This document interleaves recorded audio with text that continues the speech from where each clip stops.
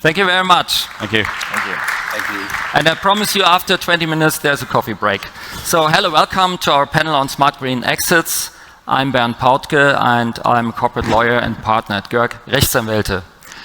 Today we are talking about smart green exits. An exit is the big goal most of you have, and it's the moment for which you all work so hard. Of course, you all want to make money, but an exit is more. It is the proof that you and your business idea created value, and as we are talking green exits, it's the proof that your business idea did something for the environment. Together with our experts on the panel, we want to shed light on success factors today. We want to find out what makes a smart exit, how to recognize the right time for an exit, what are the lessons learned, and how the perspectives of founders and investors sometimes differ. I look forward to an exciting discussion with you, and I'm happy to have such a great panel of serial entrepreneurs here, united. So, Jan made already the introduction, so let's start. So, tell us about your exit, Jochen. How was it? Thank you, Bernd. It was great. So it was a lot of fun. You made money. Yes, I think for all the stakeholders, I can say it was a good exit. Of course. So maybe what did we do? I founded Next Kraftwerk. That was a 10 years journey. I immediately out of university founded the company, and I sold it 10 years later to Shell. Of course, that was a bit of a challenge because we challenge. You know the same. So we, as a green new company, that was always our challenger. So you start also within, let's say, corporate identity to build something, to create maybe an enemy, right? So in order to be more united within your own company. And this is, of course, the big old oil guys maybe, or RW whatsoever. And then, at this certainly, immediately what happened, Shell bought us, or we sold to Shell, I have to say. Yeah. That was, let's say, the only challenge. But in the end, we managed that after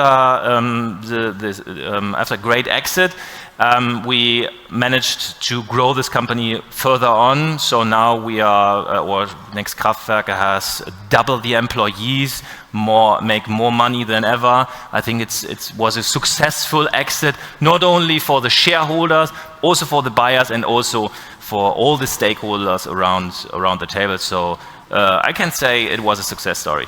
Okay, great. Good to hear. And Knut, tell us about your exit and what were the lessons you learned from the exit? What would you do differently? A fee cap with legal advisors? Oh yeah, you should increase it. Yeah, so never do an exit without a fee cap for the legal advisors. So that's one of the most important things. Okay, we continue with the next question. So no, everything it cannot be planned. I think it was meant to be a D round. It evolved into an exit, and timing mattered a lot. Of course, eventually the strategic that bought it, which was Shell, as well. Better? Wait. Oh, thank you. So the strategic that eventually bought it, Shell, they were about to reinvent themselves and communicate accordingly early in 21. Back then with the then CEO and with the expectation that it would be rewarded by the capital markets, I guess, with a multiple, etc. So they added new innovative stuff to their portfolio, including Ubitricity, which then had become the leading UK public charge point operator by way of having converted 10,000 lampposts in London, which was, I think, very good to explain old fuel station, new fuel station, efficiency, small distributed, etc. It was exciting. It took a while. Really, cost matter in the exit, I guess. Yeah. Everyone eventually was happy. It wasn't always clear Ubitricity would make it. It was a long journey. It was also 12 years. 12 years, okay. Yeah, and it was also costly to develop all the tech and have a headcount to support of 60 to 80 over years, and then get the money back plus more. Wasn't always entirely clear that that would work. but we managed to do so and were then very happy, and still are. So Shell treated Ubitricity well, I would say, as corporates do. They have their ways, yeah. And it's still there. Well, that's great. Perfect. Thank you. Andrew, what were your experiences with the exits? Did you have also some problems with the fee cap, or? No, happily not. A bit like Knut, my exit wasn't a planned exit. We were fundraising and got an offer from Octopus Energy to buy the retail business that I'd set up here in Germany earlier than I planned to exit, and let's be honest, earlier than I wanted to exit. But actually, when I looked at what was on offer, it made so much sense to sell at an early stage, because Octopus was going to enable us to grow the business much faster, much more effectively than we were able to, and it's time consuming raising funds over and over again.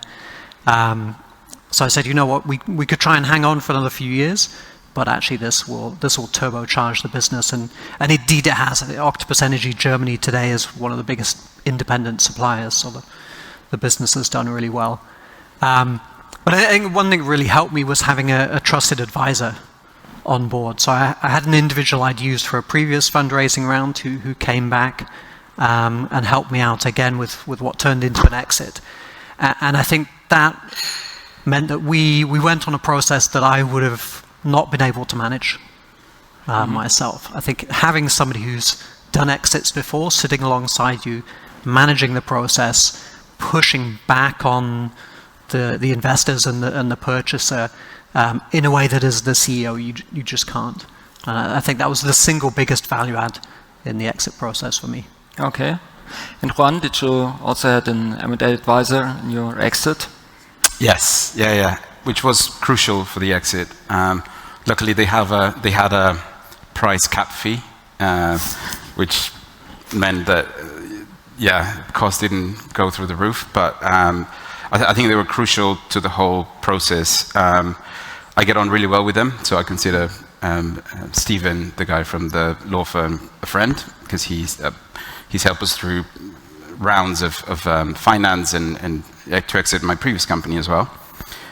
So that communication was crucial for them, for us as well. Yeah. So yeah, it was good. I think the good thing is that they have fee caps. They are only paid if there's a successful exit. Otherwise, they only get the retainer, which is not much. So they're incentivized to make a good exit. And do you think it was the right time for the exit for your company, or was it too early or too late? Should you have waited? It's really hard to say. So I've been obsessive about power purchase agreements for the last 13 years. And I set up the company about 7 years ago. And the whole focus of the company was to digitize power purchase agreements and make it much easier for the corporate sector to get into this complex process of signing a power purchase agreement, which makes wind and solar assets exist, which I was very focused on. And we were raising our Series A at the time. We had already, we were in the process of closing the round, we had the investors, and then we got approached by Schneider Electric. I thought they wanted to invest initially, and they said, no, we're not interested in investing, we want to basically purchase the company outright. And I said to them, you know, we're literally about to close a round.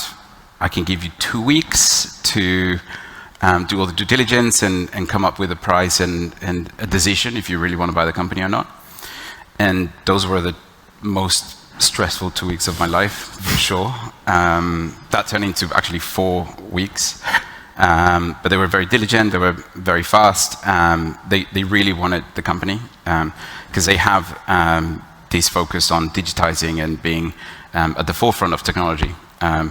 So yeah, in the end, the offer was really good.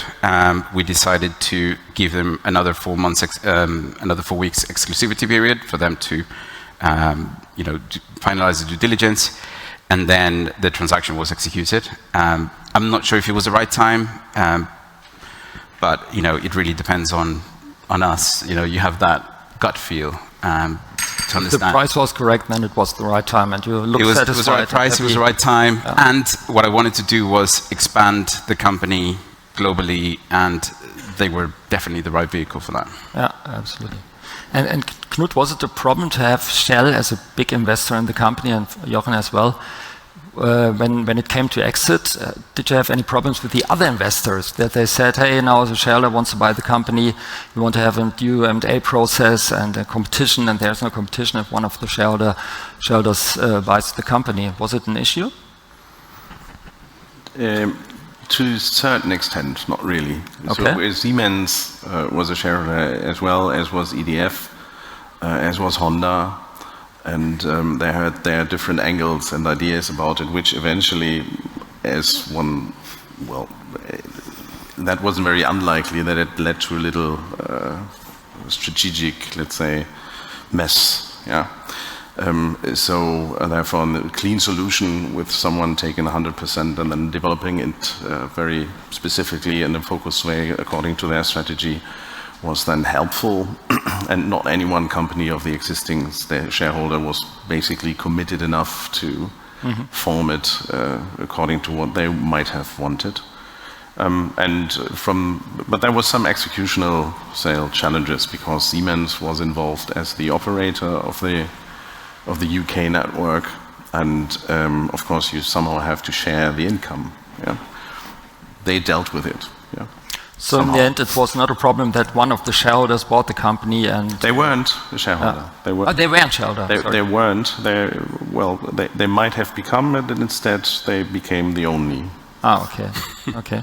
Same for me. So it was for us it was a structured process. So we hired an M&A advisor, and that was also a good decision to do so. So when you really go for a 3-digit exit, then you should go with an advisor who's really then playing bid hardball with all the bidders. We had a challenge because we had a strategic investor on board, so who also was keen to to buy the company. That was Eneco at this time, so they were shareholders already for 3 years, and they wanted to buy the company. At the same time, we wanted to make a structured process. That was not too easy. In the end, we managed to do so, but I can recommend to everybody, if you invite a corporate venture, you should make it clear that you can run a structured process and that you can exclude somehow these guys, because corporate venture is always challenging if they start to be too corporate in the end. Could you have used the drag? Yes. Yeah, so it was possible, but in the end they have to support the process anyhow, it right? makes them much more supportive if you can drag them. Yes, we managed to drag them. So in the end, so you need to have all these drag clauses and everything in a way that it's working. Yeah, I remember. But I think it's a very fair point you make. It's also my experience, if you have one shareholder dominating all the others and there is no bidding process, then the value of the company might decrease, so you don't get the best money out of the company. And the drag, it's paperwork, and I was asked several times, hey Bernd, we want to draw the drag. And I tell her, okay, we'll do it, we'll send some letters, but if you have a shareholder who does not abide by the rules, you have a problem, because the acquirer does not care about the things or the dispute among the shareholders. So the drag is nice paper, but in the end, in my experience, you should have a good shareholding and have the same goal, and should be, just to avoid confusion, I think it's the clear setup and the framework is important. So because you have the drag, you will not execute it, because you could. Yeah. So I don't know whether this is ever executed, the drag, really. Yeah, I agree. Very rarely, but the opportunity to have it, of course, changes the game, obviously. Fun? Yeah. It's exactly the same, because we had a really interesting situation, some teething issues, where we were given a MIP, Management Incentive Plan, post-close, to incentivize the management team to stay in the company for X amount of years. And one of the investors saw it as an earn-out, right? And they wanted that to be part of the price, right, of the sale price.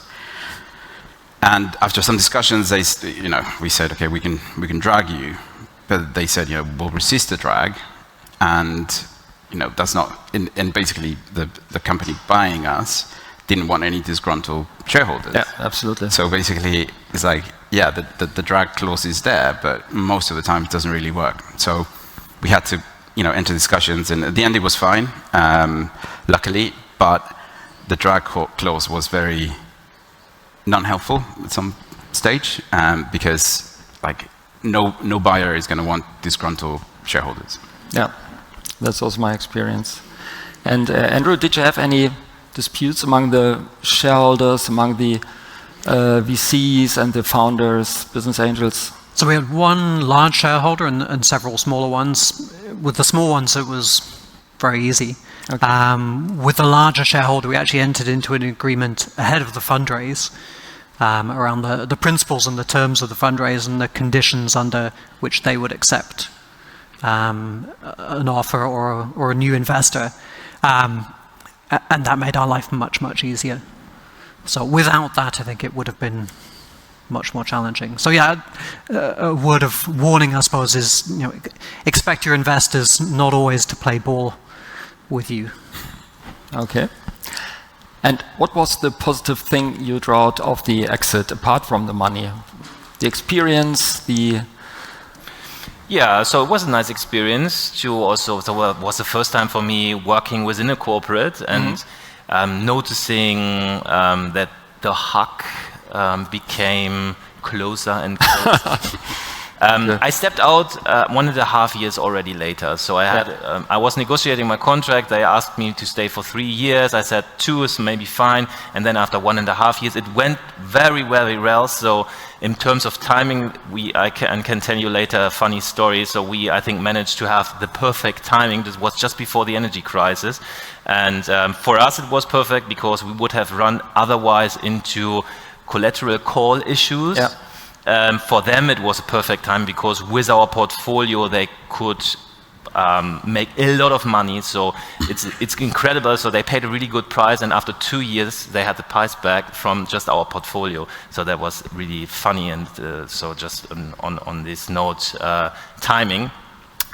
But yeah, so after 1.5 years, everybody was so happy, and I noticed if I stay longer, I will become not any longer satisfied here. So I need to go. And it was an interesting journey. I look back with a warm heart, and I have friends still at Next Kraftwerk. We have a very good relationship, but it's good that I'm not any longer part of it. Okay, and you, Juan? It's super hard for an entrepreneur to move into the corporate world. So I personally found it quite hard because you're going, at 1,000 miles per hour, and then you apply the brake, and then get into the corporate, rhythm, which is, much slower than startups. But I enjoyed it. So I was supposed to stay there for 3 years. I managed to stay there for 1 and do the handover. There's a pattern here. And then I was like, I need to I see an opportunity here. The market is moving towards that opportunity. I need to be part of that opportunity. And yeah, here I am as an entrepreneur again. Cool. Serial entrepreneur. And Knut and Andrew, what positive things you made out of your exit apart from the money?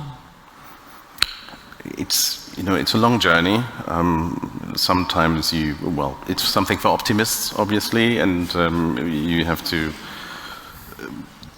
go on, and so it was a very, very rewarding moment, of course. Yeah. And it basically, afterwards I was a bit, let's say, exhausted, but also emboldened, to take on unfinished business. So only a couple months later, we were back at the notary with 5 ex-ubiquitosities to go for decarbonize. I will tell you later, which is great stuff. So yeah, it was rewarding and therefore emboldening, and say, well, we roll up the sleeves and move on, right? And it's very emotional for some. And Andrew, what did you do? What was the first thing you did after the signing or closing? I think I went straight back to work. There was a lot still to be done. I stayed on for 3 years, after sale, and really saw the business transform over the next 3 years. And it was really, really good fun to be part of that next phase in the company's life cycle. It still felt very much like a startup. And then it became a startup within a startup. And then Octopus grew to such a scale and size that actually I said, okay, I want a bit more of the entrepreneurial feel back again. But it was a really good exit in terms of what we did with the business, what we did with the team, and I think ultimately what we did for the customers. It was good for our customers as well. So. Okay. As we are concluding our discussion, one last thing. I need one lessons learned from each of you from the exit and a tip for the audience. What was your lessons learned from the exit? What would you do? What can you recommend to the audience? I would say get a good advisor/lawyer team that actually will look after you and be on your side. Second one will be trust your gut, absolutely. In terms of when to exit, how the market is moving, when to expand, who will be the right company to buy your baby, essentially. So yeah, trust your gut is super important. Andrew? Yeah, I support all of those. Not much to add other than I think at a personal level, try and be brave and stay positive. It'll be a roller coaster and can be quite wearing and hard work at times. But yeah, you have to find a way to keep your chin up through the big ups and the big downs of the process. You did. Knut? Well, term sheets, investment documentation, all that boring stuff matters. So be prepared. So the day shall come, and then all the fine print matters. Yeah, and it can be about a lot of money. Yeah? Whether it's cost attribution according to preference level. Oh, yeah, that can matter. Yeah, we did well, but we came prepared. Jochen? I would say stay cool. And that it helps if you have an advisor to stay cool. So send the advisor, and if you because it's emotional for you, it's a lot of money for you, and then an advisor can be cooler than you, and he's the better one negotiating maybe the deal if you are too emotional. So you better stay cool, and maybe sometimes you stay behind the wall and send somebody else. Perfect. So thank you very much for the insight. It was very interesting. Preparation is key. Thank you very much, and yeah, thank you for listening to everybody. And now the coffee break begins. Thank you.